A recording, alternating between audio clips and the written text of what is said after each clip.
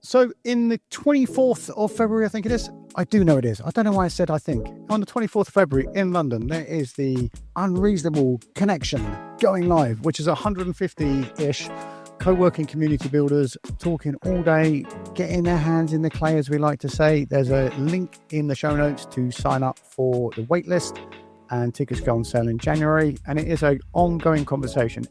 In here, David and I talk about all markets of conversation, which is all markets of conversations, which is part of the Crew Train Manifesto thing, which we talk about in this podcast.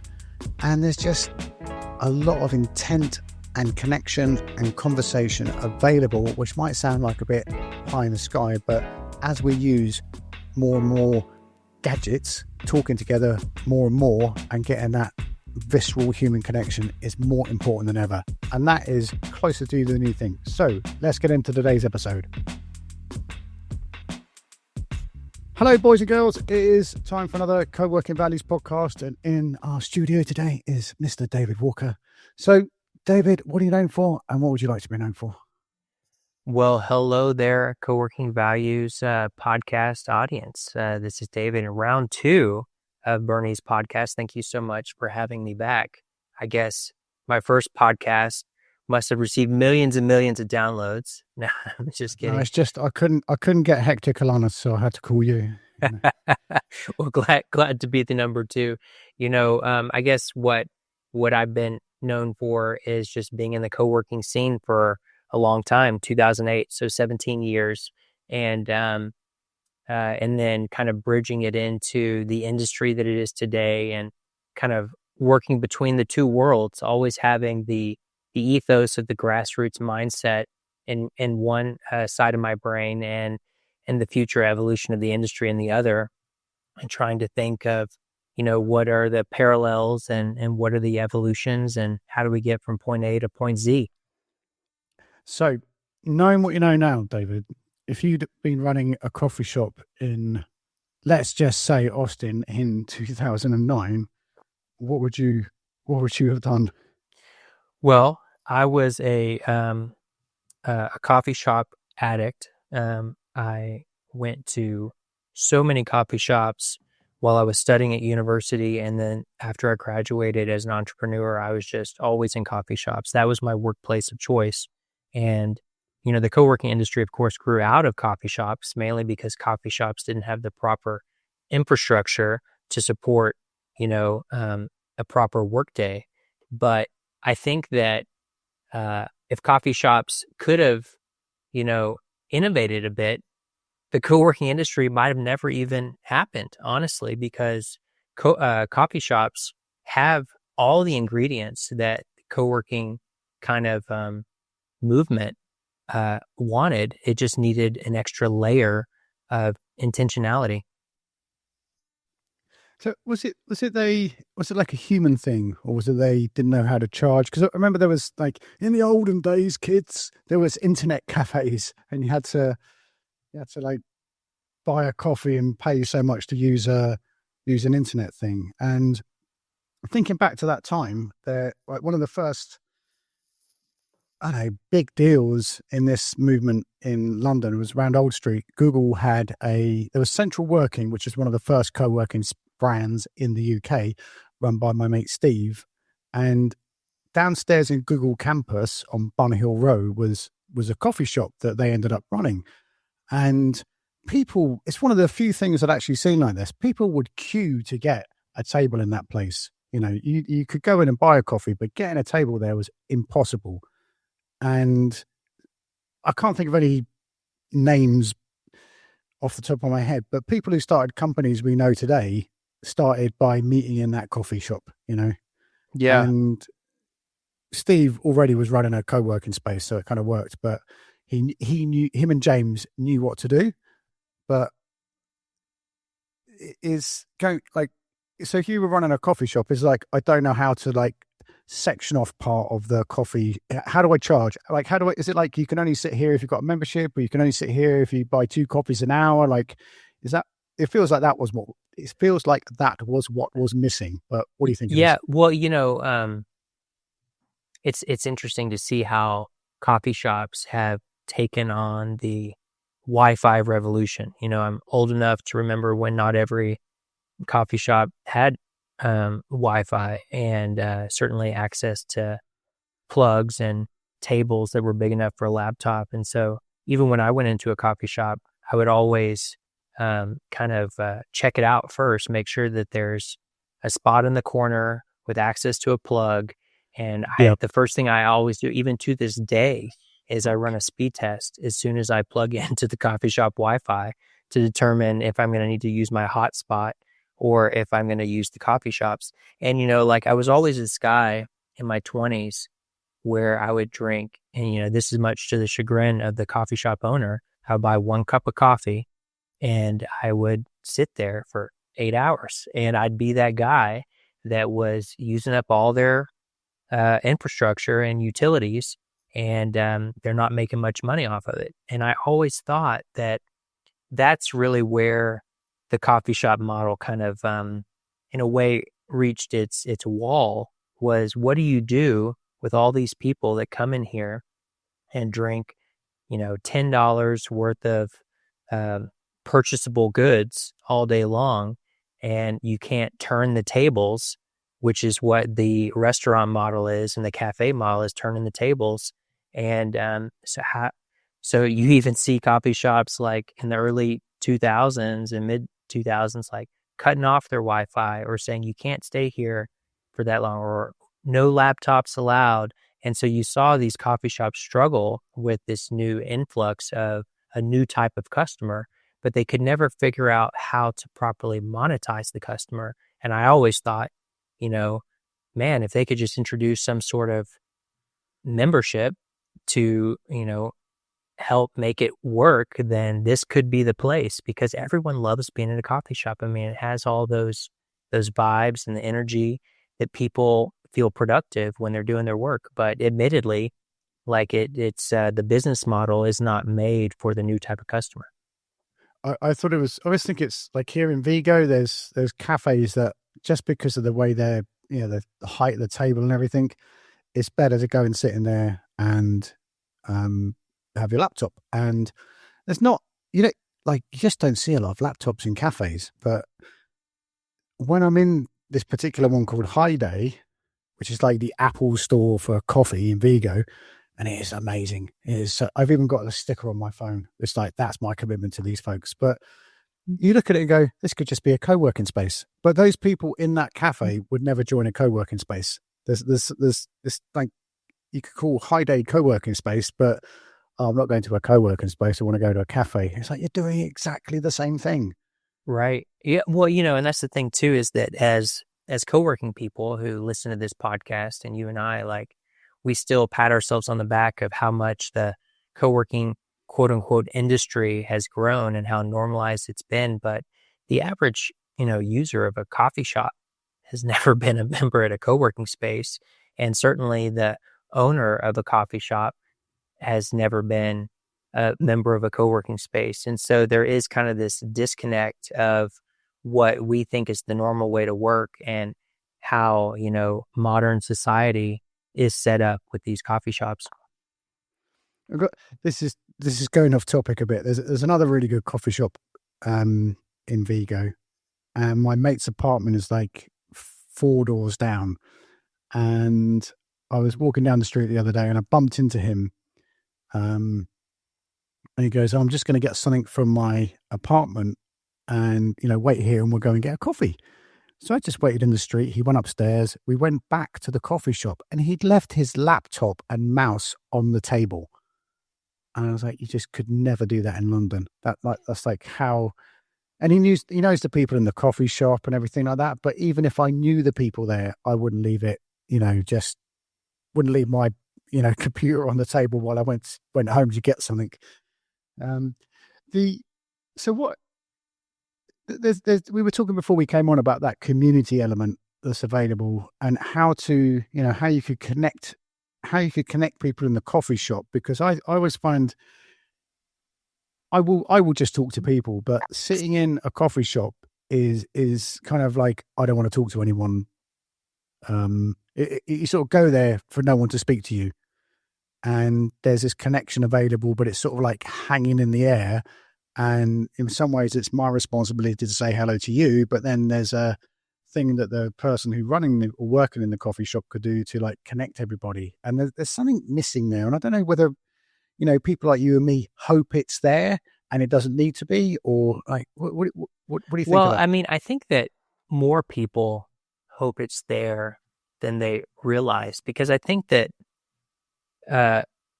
people go to a coffee shop, at least they become a regular at a coffee shop, because there's almost this latent community element where you feel like you're a part of a community, but in reality, even though you see the same person sitting there or you recognize them from 2 weeks ago, you never talk to them. They never talk to you, because it's kind of a violation of social norms.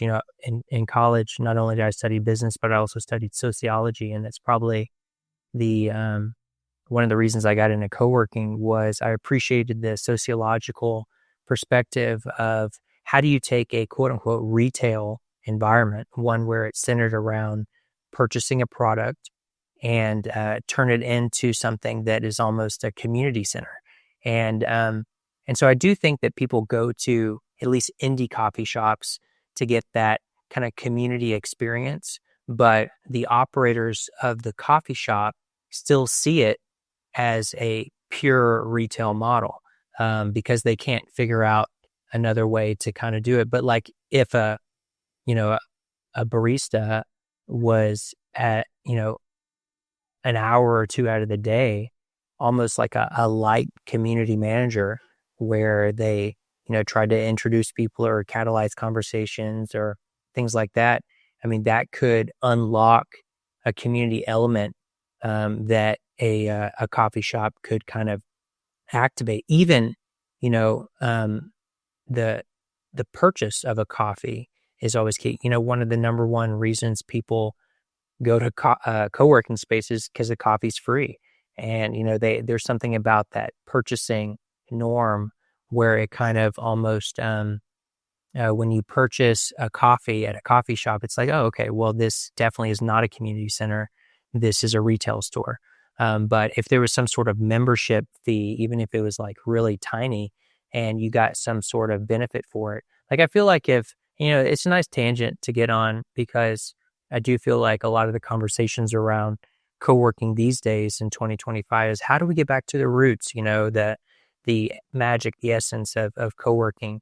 And I feel like coffee shops still have it. And so many co-working spaces trying to be like coffee shops. But I think if a coffee shop wanted to be more like a co-working space, like, hey, if there's any coffee shop owners listening to this talk right now, I'll give you the basic ingredients right here. And Bernie can, add on some too. But I think that if you had one phone booth, for example, you had some external monitors, and then reliable power and some sort of membership fee that allowed people to get access to free drip coffee, and a barista who cared to connect people, well, there, you got a new business model right there. And that could really unlock it to the next level.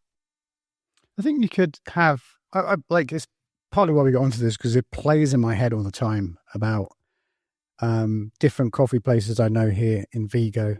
And there's one that's run by Josh, and it has an area where him and his wife run the place, and they do events up there, and it works really well. And then I'm always trying to think about how to talk him into buying a big table, which is an expense in itself, putting it up there, making a co-working area, which could have like 8 monitors.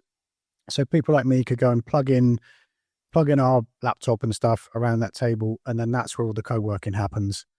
And it could happen in other places in the cafe, but that's a sort of sectioned off area. So you could have like this membership thing to go in there. And it's just like how to make it work. So, a lot of places I've been a member of, there's always been, drip coffee or filter coffee. You can help yourself as much as you like, but there's been a cafe on site. And if you want an espresso coffee, you go down there and buy it. And I think that's a pretty, clear trade, because a filter coffee versus buying a cappuccino machine for $5,000 is quite a substantial upgrade.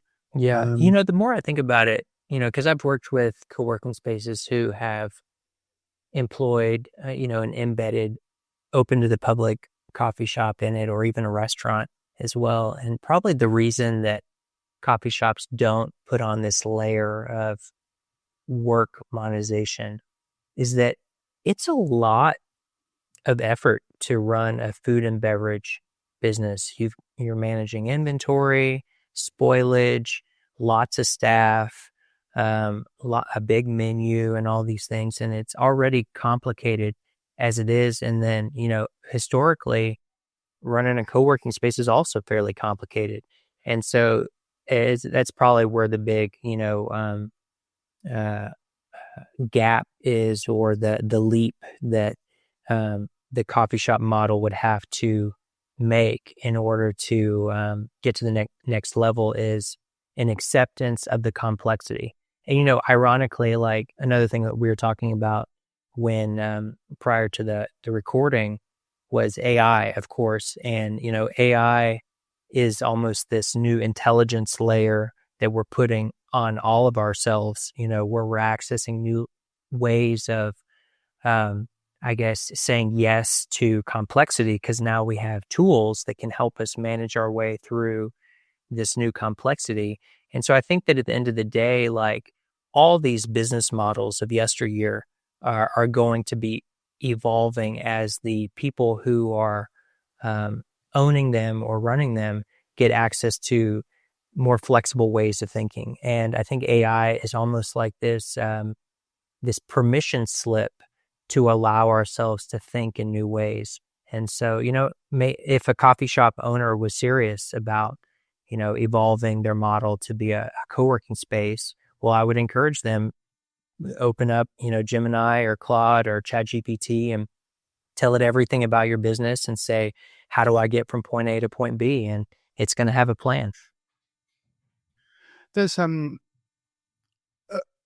I was listening to that, it's like there's an intent in it too. Because if I know people that could run that kind of coffee shop we've been talking about, and because they're into people, they find a way to make it work because they're into it. And if someone was like, I could just add this on, and it's another revenue stream, and it might be another revenue stream, but it's like, I'm only doing it because it's another revenue stream, is where it kind of falls down. Because there's always, it sounds a really, really obvious thing to say in an AI conversation, there's always the human element, David, like you could have that coffee shop and have the little co-working area, and I could order my coffee by pressing a button, and it gets added to my tab in my computer or app or wherever it is, and that works it all out. There's like a lot of available automation, but then I'd have to learn all the automation on top of that, and teach all your staff all the automation as well. So it can get overwhelming in your mind pretty quick and say, hey, let's just stick to what we're good at. But I mean, I think that the realism too is that it's so hard to compete in the retail world, at least in the States. Like, retail is struggling, and I would imagine a lot of coffee shop owners also are kind of struggling too. And so maybe it's worth, that kind of tangential thinking that can get things to the next level. But you're right, it does require that human element. But now with technology being as savvy as it is, it's not that hard as long as you can, get in motion towards it. Because I've thought, like, the amount of, where was it? Like in the webinar with Pauline and can't remember anyone else, Ashley and James. The thing came out like ChatGPT is only 3 years old. I was like, oh my God, I thought it'd been around for 10 years. But the amount of the learning curve that has happened, like you and I love this stuff, like, in that 3 years is, probably like doing a degree. And you have to have the inclination to learn it, and the time. And there's a lot of shooting yourself in the foot along the way.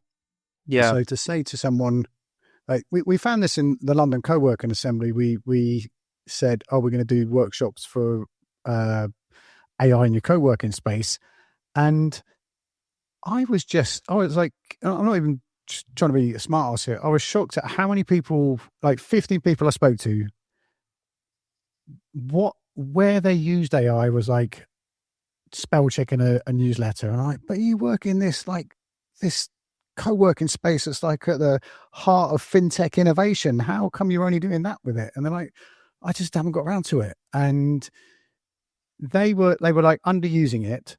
They were overstretched. And because they were like underusing it and overstretched, they were never going to be able to like commit the time to work out what they actually needed to do. I sort of went around the houses there, but Yeah, does no, that I make know what you sense? mean. Yeah, like even just the existential leap that it takes to just, you know, try a new highway, try a new path is huge. And, I would circle back to your statement earlier about, a new revenue line. I think that even though there is kind of this societal almost dissension towards, thinking in terms of revenue or profit, et cetera. I remember when I was in business school and college, I was kind of this little bit of a disruptor renegade. And I remember there was this one topic where it says, what is the purpose? We're talking about publicly traded companies. What is the purpose of a business? And, here I'm thinking about, well, societal impact and, the change and the benefits. And the professor was like, the purpose of a business is to maximize shareholder value. And I was like, wow. That's someone said that, like, Jack Welch or something. Right. Well, I mean, this is the thing though, too, because and I've been working in the real estate industry for about 10 years now, helping real estate developers and building owners kind of introduce flex models and co-working spaces and all these things. And the lens from which they do it is the revenue side.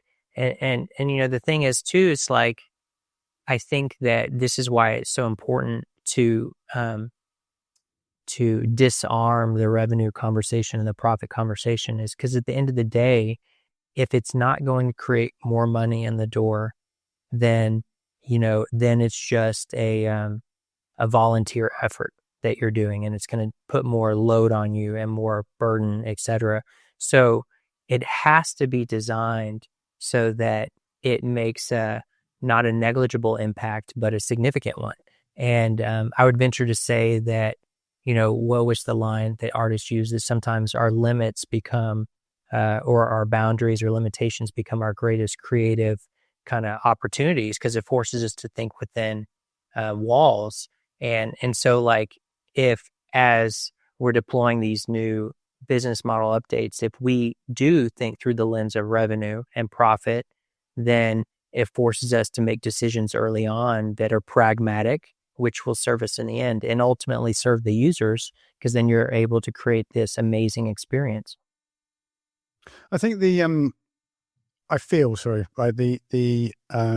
maximizing shareholder value conversation is getting less and less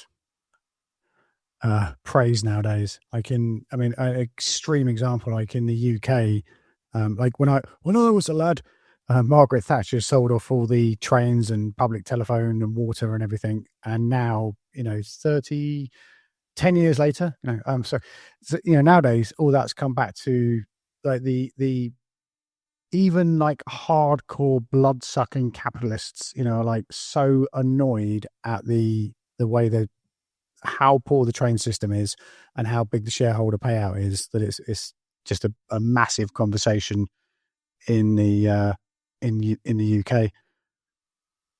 Yeah, I mean, I think that, and that's the same in the States too. And I definitely think that the whole maximize shareholder value and the resistance around it, and I certainly have resistance to that basic assumption that business schools make, et cetera, is tied to the disbelief that the public has that our business is doing good things with their money. And if they're lining the pockets of shareholders in inappropriate ways, or doing things to the environment in inappropriate ways, or contributing to society in inappropriate ways, then it justifies the resistance that we have towards it. But at the end of the day, the markets of, yesteryear and, in human societies, civilizations, marketplaces, open air marketplaces, it's all capitalism. But where it gets, tricky is when, I guess, the human element, perhaps the bad decision making and the power and the control kind of seeps in.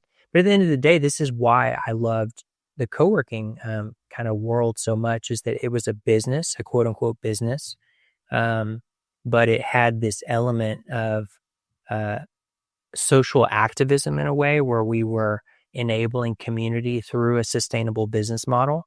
And, I definitely think that there are magical business models that tick all the boxes, including profit and revenue, but also are doing some fantastic things. There are. I haven't got time to list them off now, but I've met and worked with people who have those magical business models, and they've done tech things. Do you know the Clue Train Manifesto? Oh, sure. That's a classic. Oh, thank goodness. Good. So, I'll put a link in the show notes to that, folks. The Clue Train Manifesto, 1999 or something. And their main thing in there is all markets are conversations, and the whole thing's a sort of, thought thing on how humans have never had the opportunity to be more connected, and the internet's unleashed the human spirit again, and we can either use it to send horrible marketing messages to each other, or connect. And I think that's getting a little bit nice about it, but a sustainable co-working business model that connects everyone is a kind of Clue Train Manifesto thing. I'm not sure I'm going to be able to finish that, David. Can I see if you can tidy it up and take it to the bridge? Well, I think, and I just looked up the Clue Train Manifesto. It was published in 1999, 2000. And it's the thing that the best business books, in my opinion, are the ones that are philosophical and disruptive in nature.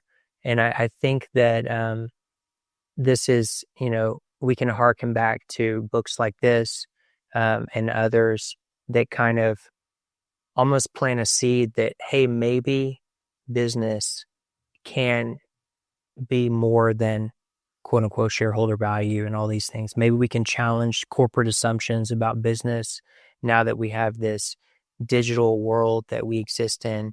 And I think this is the excitement with AI as well, is that it allows us to think more philosophically, because, you can essentially, have an AI help you kind of open new neural pathways of getting from point A to point B. And, a business owner or a co-working space owner has the ability to kind of build a micro economy in their own co-working space. And, I think that this is always what gets me the most excited, is just disruption and thinking in terms of, well, this is how things were, but now they can be something else.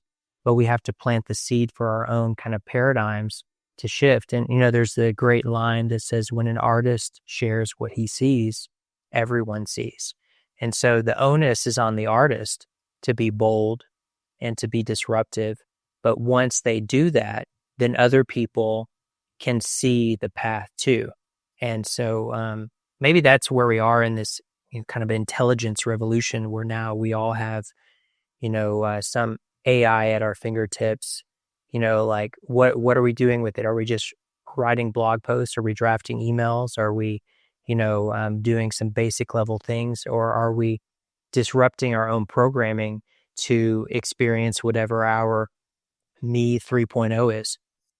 There's there's so much we can do there. I had the urge, as I was listening to you there, is this now more than ever is when we should be talking to other co-working space owners and community people in our area to see, because you can go and ask AI all day, and I love it, but going and talking to people, if I didn't do this podcast and just talk to AI all day, whatever it's called, I would be high on my own fumes. And there's always a chat before the podcast, what comes up in it, and researching it, sort of connects all these ideas and people together. So, get together, talk to other people, and maintain that human connection, folks. Have you got any one last word of wisdom, or maybe two, before we head for the showers? Sure. I guess it's in this age of, new reality that we're in with AI and even talking about disrupting business models, et cetera, is that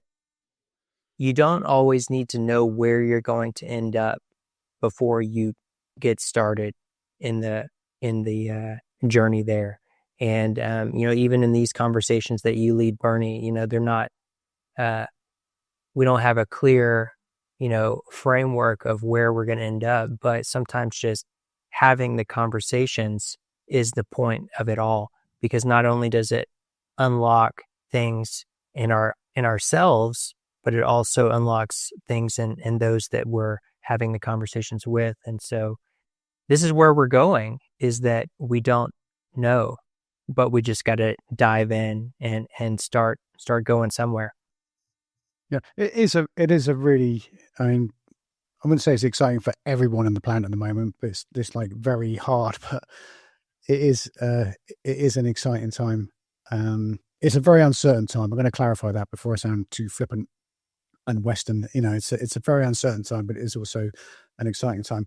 Mr. Walker, where can people find you online and Sure. Yeah. Well, you can find me on LinkedIn, but also find my work at coworkingconsulting.com and, learn about the disruptive business models that I'm creating for the commercial real estate industry as a way to embody the ethos of co-working. And,